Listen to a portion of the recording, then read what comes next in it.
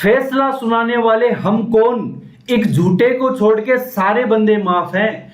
अजी फैसला सुनाने वाले हम कौन, एक झूठे को छोड़ के सारे बंदे माफ हैं। हाथों की तकदीर लकीरों में क्या रखा है, क्या करोगे जानकर। अजी हमें तो हासिल भी वो करना है जिसके तकदीर भी खिलाफ है। नमस्कार दोस्तों, मैं अमित मुंड आपका अमित मुंड मैथ्स में स्वागत करता हूं। और तो चलिए आइए आज के सेशन में हम पढ़ेंगे नए टाइप के क्वेश्चंस।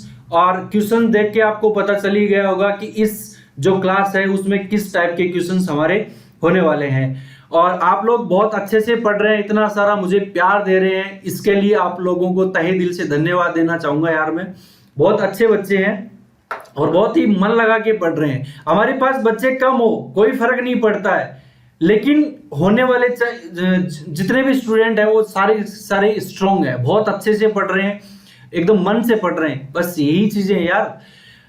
इंसान की शुरुआत होती है ना, वो हमेशा छोटी चीज से होती है, छोटे छोटे इवेंट्स से होती है, ठीक है ना।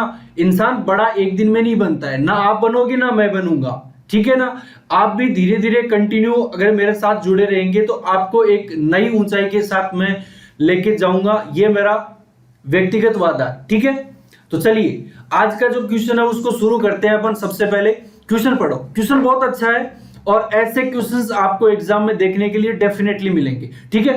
तो देखिए क्वेश्चन क्या दिया हुआ है, आप क्वेश्चन पढ़ो, मैं तब तक पेन ले लेता हूं, ठीक है जी। आज अपन पेन का कलर चेंज करेंगे, कल वाली क्लास में रेड कलर था, ठीक है। आज चेंज कर लेते हैं भाई, ठीक है। देखो क्वेश्चन क्या दिया हुआ आपको, क्वेश्चन दिया हुआ कि अंडों की कीमत में 50% की वृद्धि के कारण 24 रुपए में 4 अंडे हैं वो कम मिलते हैं, तो प्रति दर्जन अंडे का वर्तमान मूल्य क्या होगा। देखो इस क्वेश्चन को करने के भी बहुत सारे तरीके हो सकते हैं, मैं आपको इसका इजी से इजी मेथड समझाऊंगा, ठीक है। देखो आपको इसमें दिया हुआ है कि 50% वृद्धि हो जाती है उसके मूल्य में। मान लो कि जो इनिशियल जो वैल्यू थी, इनिशियल जो वैल्यू थी वो मान लो आप 100% थी, ठीक है। कितनी परसेंट थी, 100% थी। अब वो बढ़ के कितनी हो गई, 50% बढ़ गई, मतलब अब जो फाइनल जो वैल्यू हो जाएगी वो क्या हो जाएगी, 150 हो जाएगी। मतलब आप ये कह सकते हो कि 50% है वो बढ़ गई, ठीक है।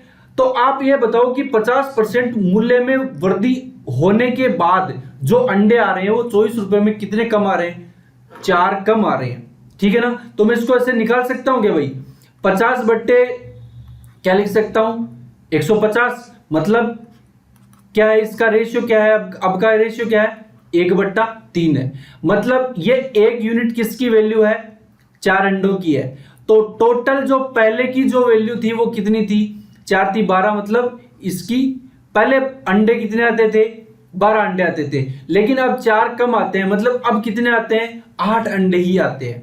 अब आप समझ सकते हो ना इस बात को। मतलब पहले जो अंडे आते थे 24 रुपए में 12 अंडे आते थे, लेकिन अब जो अंडे आ रहे हैं वो कितने आ रहे हैं, कम आ रहे हैं। मतलब कितने कम आ रहे हैं, 8 अंडे कम आ रहे हैं, ठीक है ना।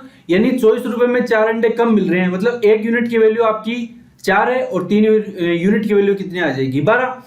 मतलब अब जो 24 रुपए में वो कितने अंडे मिल रहे हैं, 24 रुपए में कितने अंडे मिल रहे हैं भाई, इंटू, तो आप इसको कर सकते हो 8 थी 24। मतलब अब कितने रुपए लग रहे हैं, 36 रुपए, ठीक है। यानी आपका जो फाइनल आंसर हो जाएगा वो क्या हो जाएगा, यानी मूल्य बढ़ने के बाद आपकी जो वैल्यू है वो क्या आ जाएगी, 36 रुपए पर दर्जन के हिसाब से आपको अंडे मिलेंगे, ठीक है ना। यानी एक अंडे की वैल्यू कितनी हो जाएगी, 3 रुपए हो जाएगी, ठीक है। ठीक है, आगे बात समझ में, ये तो आपका क्वेश्चन था, ठीक है। तो चलिए नेक्स्ट क्वेश्चन की ओर चलते हैं अपन फटाक से। देखिए एक परिवार के मूल्य में, अब ये जो है ना यहाँ पे थोड़ी सी मिस प्रिंट किया हुआ भाई, जिससे भी अपन ने ये बनवाया था, जो स्लाइड बनवाई थी, जो क्वेश्चंस बनवाए थे। यानी आप यहाँ पे कोई एक अदर पार्ट ले लो, अदर कोई पार्ट है, एक तो ये हो गया, एक मछली हो गई और एक तेल। इसके जो मतलब एक्सपेंडिचर है उसमें कितने कितने की वृद्धि है, ये इसका रेशियो क्या दिया हुआ है, 12, 17 और 3 के अनुपात में है। इन वस्तुओं के मूल्य में 20% की वृद्धि हो जाती है, 30 की और 50% की वृद्धि हो जाती है। तो इन वस्तुओं के परिवार के कुल खर्च में कितने प्रतिशत की वृद्धि हुई, आपको ये निकालना है इसमें। तो बहुत आसान है यार, इसको आप आराम से इसको कर सकते हो। ठीक है, देखो इसको करने का मैं तरीका समझा देता हूं। देखो मान लो ये कोई एक अदर पार्ट है, ठीक है, और ये क्या है, मछली है, फिश है, ठीक है, और ये आपका क्या है, ऑयल है, ठीक है। आप राइटिंग में मत जाना भाई, ठीक है ना, आपको समझ में आना चाहिए, बस सबसे बड़ी बात होती है ये। देखिए ये आपका कितना, इसका रेशियो क्या दिया हुआ है, 12, और इसका रेशियो दिया हुआ है 17, और इसका रेशियो क्या दिया हुआ है, 3 दिया हुआ है। एक मिनट, एक सेकंड यार, इसका रेशियो आपको क्या दिया हुआ है, 3 दिया हुआ है, ठीक है। अगर मैं इसको ऐसे करना चाहूं, यदि मैं इसको 10 से मल्टीप्लाई कर दूं, किससे कर दूं, 10 से मल्टीप्लाई, अभी अपने पास रेशियो में अपन इसको अपन मतलब टोटल वैल्यू में अब इसको बना लेते हैं अपनी सुविधा के लिए। 10 से मल्टीप्लाई कर दिया तो ये वाली वैल्यू कितनी आ जाएगी, 120, ये कितनी हो जाएगी, 170, और ये कितनी हो जाएगी, 30। मतलब ये आपका क्या है, एक्सपेंडिचर है, क्या है, एक्सपेंडिचर है, ठीक है, ये वाला। अब इसमें क्या बोल रहा है, इसमें 20% की वृद्धि होगी, मतलब खर्च में 20% की वृद्धि हो जाएगी। इसमें कितने की वृद्धि हो रही है भाई, 30% की वृद्धि हो रही है, और इसमें कितने की वृद्धि हो रही है, 50% की वृद्धि हो रही है, ठीक है। तो इसमें अगर मैं 20% की खर्च में वृद्धि कर दूं तो आपका जो वैल्यू आ जाएगी वो क्या आ जाएगी इसकी, 120 का अगर मैं 20% निकालूंगा तो कितना आ जाएगा, 24 होता है क्या, 24। और इसका अगर मैं 30% की वृद्धि कर दूं तो 17 × 51 की, ठीक है। और इसमें कितने की वृद्धि होगी, 5 × 15, तो ये 15 की। मतलब पहले कितना था, 120 था, अब 20% वृद्धि होगी, मतलब 24 और बढ़ गया, तो ये कितना हो गया, 144 हो गया।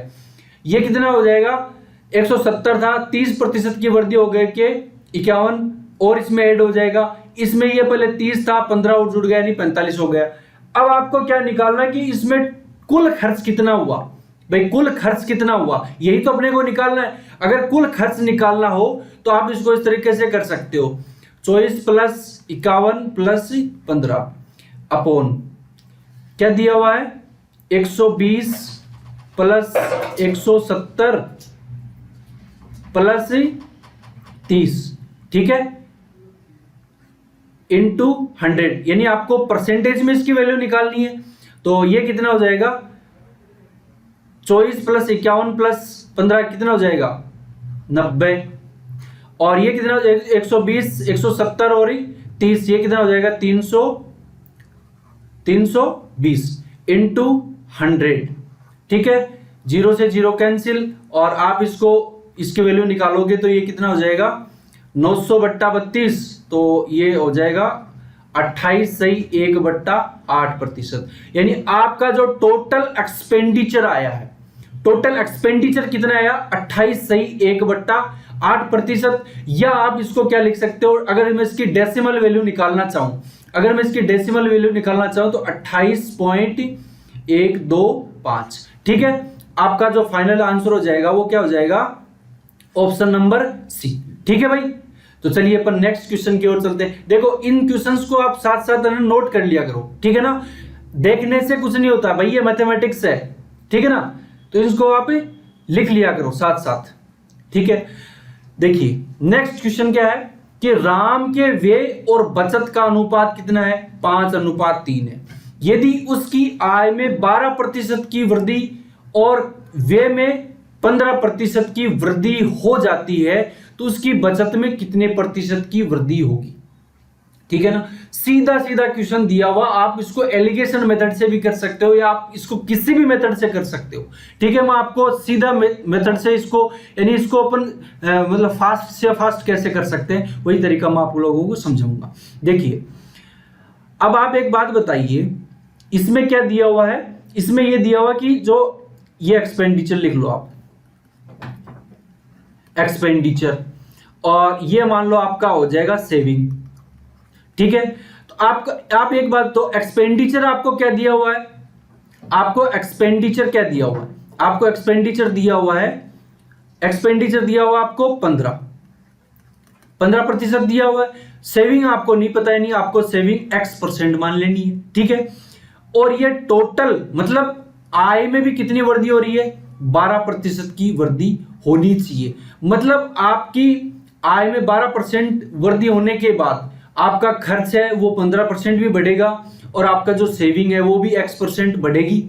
ठीक है, तो इसका रेशियो आपको दिया हुआ है, आपको रेशियो इसका क्या दिया हुआ है, 5:3 आपको इसका रेशियो दिया हुआ है। ये था इसका रेशियो आपका 5:3 दिया हुआ है। अगली बात समझ में, तो आपको ये निकालना है कि इसकी जो परसेंटेज वृद्धि यानी इस X% की आपको वैल्यू निकालनी है।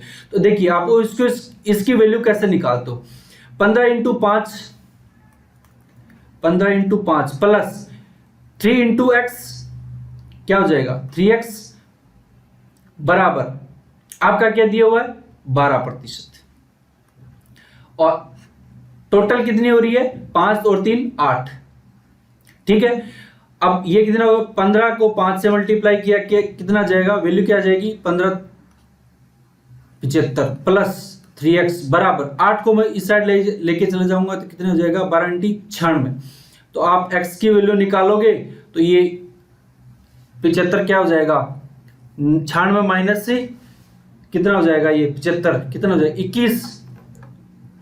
21 और ये 3 जो है ये 3x है, तो ये 3 इधर आ क्या जाएगा, क्या जाएगा 3, तो ये कितना हो जाएगा, x की वैल्यू क्या आ जाएगी 7, यानी आपकी x की वैल्यू क्या आ जाएगी 7%, यानी आपकी सेविंग भी क्या बढ़ेगी 7% इंक्रीज होगी। ठीक है, यही आंसर था आपका। ठीक है, ऑप्शन नंबर क्या आ जाएगा आपका, ऑप्शन नंबर बी। समझ में आ गया ना भाई। ठीक है, किसी बच्चे को कोई डाउट है क्या, तो चलिए नेक्स्ट क्वेश्चन की ओर चलते हैं फटाक से, बिना टाइम खराब किए हुए, जल्दी से आ जाओ भाई फटाफट। देखिए, दो संख्याओं का अनुपात दिया हुआ आपको 4:5। जब पहली संख्या में 20% की वृद्धि होती है और दूसरी संख्या में आपकी कितनी है, 20% की कमी होती है, तो परिणामी संख्या का आपको रेशियो निकालना। और ये बहुत आसान है भाई। ठीक है, देखिए आसान कैसे है, मैं मान लेता हूं जो फर्स्ट जो नंबर है वो ये, और ये मान लेता हूं सेकंड नंबर। ठीक है, फर्स्ट नंबर का जो रेशियो वो आपको क्या दिया हुआ 4, और सेकंड जो रेशियो जो नंबर है उसका रेशियो क्या दिया हुआ, यानी 4:5 आपको 5 दिया हुआ। ठीक है, इसमें 20% की वृद्धि होती है, इसमें 20% की कमी होती है। देखिए, अगर कोई रेशियो में अगर कोई वैल्यू दी हुई ना, तो अगर आप है ना इसको दो तरीके से कर सकते हो। देखो, आप इसको 10 से मल्टीप्लाई कर दो, 100 से कर दो, 200 से कर दो, 400 से कर दो, ताकि ये जो वैल्यू है वो आपकी कंप्लीट वैल्यू में आ जाएगी। ठीक है ना, अगर मैं इसको 10 से मल्टीप्लाई कर दूं पूरी कोई, अगर मैं इसको पूरे को 10 से मल्टीप्लाई कर दूं, आप है ना, जरूरी नहीं है आप 10 से करो, 100 से भी कर सकते हो, 50 से भी, किसी भी एक वैल्यू से आप इसको दोनों को मल्टीप्लाई कर लो, ताकि ये अनुपात में नहीं रहेंगे, रेशियो में नहीं रहेंगे, कंप्लीट वैल्यू आ जाएगी। अगर मैं इसको इससे मल्टीप्लाई करूंगा 10 से, तो ये कितना हो जाएगा 40, और ये कितना हो जाएगा 50। ठीक है ना, हुआ कि नहीं हुआ, हो गया। ठीक है जी, अब इसमें क्या दे रहा है कि इसमें 20% की वृद्धि हो गई। ठीक है, और इसमें 20% की क्या हो गई, कमी हो गई। ठीक है, अगर मैं इसकी 20% निकालूंगा तो ये 4 दूनी 8, यानी 48 हो गया ये टोटल 20%। ठीक है, वृद्धि होने के बाद। ठीक है, अब आप इसका 20% निकाल के इसमें ऐड कर दो, या फिर 40 का 120% निकाल लो, बात एक ही है। ठीक है ना, बात एक ही है। ठीक है, 50 का अगर मैं 20% निकालूंगा तो 10, तो 50 में से 10 घटा दिया कितना हो जाएगा 40। अब इसका आप इसमें दिया हुआ कि किस अनुपात में होगा, तो अनुपात कर दो इसका 8 × 48 और ये 8 × 5 = 40। तो तो आपका जो रेशियो आ जाएगा वो क्या कितना आ जाएगा 6:5। आ गई बात समझ में। तो इसका जो फाइनल जो आंसर आ जाएगा वो क्या आ जाएगा 6:5 यानी ऑप्शन नंबर डी। ठीक है, देखो आपको इसी तरीके से क्वेश्चंस करने, और क्वेश्चंस ये जो है ना मतलब दिखने में थोड़े से हार्ड लग सकते हैं आप लोगों को, लेकिन हार्ड है नहीं। आप इनको इजी वे में कर सकते हो, बहुत आसान आसान क्वेश्चंस हैं यार। एग्जाम में जो एग्जामिनर होता है वो आप लोगों को लैंग्वेज में फंसाएगा, आप लोगों को फंसना नहीं है। आप लोगों को बार बार इसी काम पे प्रैक्टिस करनी होगी, और बार बार प्रैक्टिस करोगे तो मैं इस बात को विश्वास के साथ कर सकता हूं कि आप भी मैथ्स में एक दिन महारत हासिल कर लोगे, आप भी गणितज्ञ बन जाओगे एक दिन। ठीक है ना, फिर दुनिया का कोई भी एग्जाम हो, चाहे एसएससी का हो, रेलवे का हो, यूपीएससी का हो, दिल्ली पुलिस का हो, या कोई भी एग्जाम हो, कोई भी एग्जाम हो जिसमें अगर मैथ्स आती है तो आप उसको इजीली निकाल सकते हो। ठीक है, तो चलिए दोस्तों मिलते हैं अपन नेक्स्ट क्लास में। आज के लिए इतना ही। ठीक है, जय हिंद, जय भारत।